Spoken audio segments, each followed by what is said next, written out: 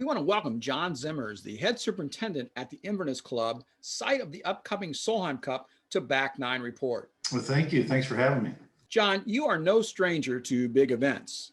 During your 18 years at Oakmont, you hosted two U.S. Opens, a U.S. Women's Open, and a U.S. Amateur.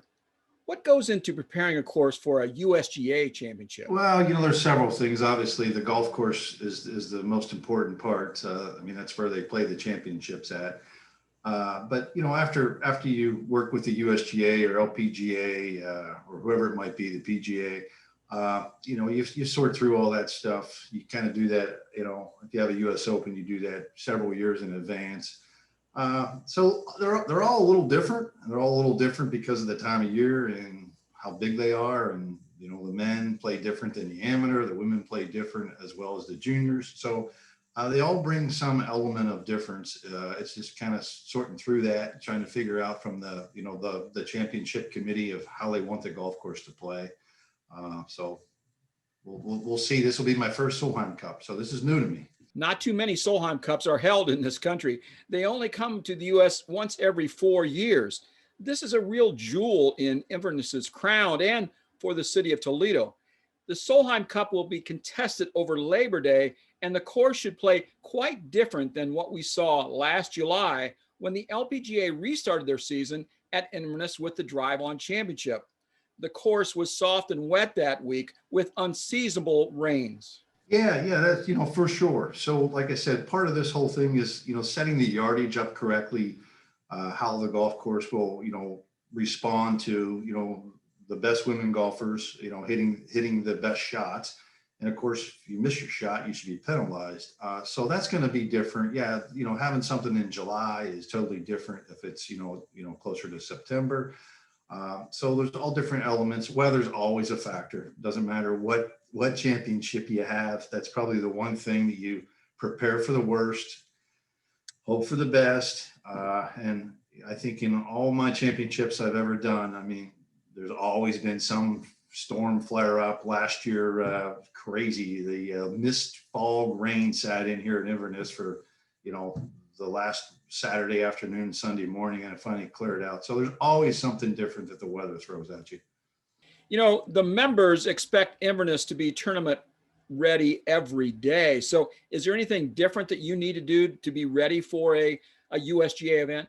Yeah. You get into championship mode, you do a little things a little different. You're constantly always trying to make sure that you, we call it, staying caught up. So in other words, if normal member week, you cut the rough, 2 times or 3 that week, we're kind of constantly the week before the championship. We just kind of keep just grooming through everything in case you get that lost day or you can't mow the fairways or something from the weather. So we do it a little bit of a different plan, do a little bit more work in the evening. So you're just trying to really tighten that day up and manage it in the morning and manage it in the evening and start all over again. That's really the biggest difference. And making sure that you have the resources to prepare that if you do get a bad something might come up, that you have the volunteers along with the staff that we can go out, fix the bunkers and get the golf course playable as fast as we possibly can again. So I guess having a little experience helps with that. So you tend to over prepare and hopefully you don't need all the things that you have on to your resources that are available. But there's a lot that we've already started to work on. Since match play is a bit different than medal play, does the rough need to be as long? Don't you want players to be able to make shots and stay in the match on each hole? Yeah, that's a great question. So, during the event, right now, you're probably going to see a very, very similar to what we do for our members, members height, about 2.5 inches, depending on, the weather or what kind of heat we're getting. Yeah, it's not supposed to be so penal that they can't, hit a shot. We actually, if you're just off the edge of the fairway, we want to see great shots in the Solheim. We think the fans and the spectators, want to see that too. So stroke play a little bit different than match play. I know that the maintenance staff from other clubs around the country get invited to help when a big event is held. Is that the case for the Solheim Cup? Have you invited other maintenance people, other maintenance crews in to help with the preparations and during the week? Yes, so we've already sent letters out to a lot of my former assistants and our sales force and our agronomy representatives. Pretty exciting. Our national convention was canceled this year, but they have, what they call turf wars or turf cup, turf bowl. So I think the University of Purdue won it this year. So we're going to be working with them to bring their students in.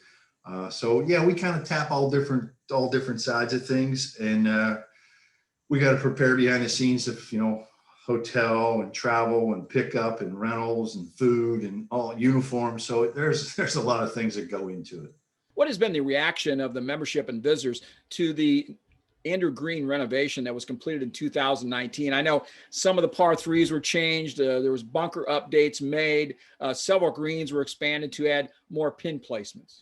Yeah, correct. Well, the reaction to Andrew's work, it's really just spectacular. I mean, I think it starts with the membership, the board, the grounds committee. I mean, it has just been spectacular. I think that when we get people that haven't been here in quite some time now that come through or guests, I mean, it's just been raving. The latest Golf Digest rankings show that.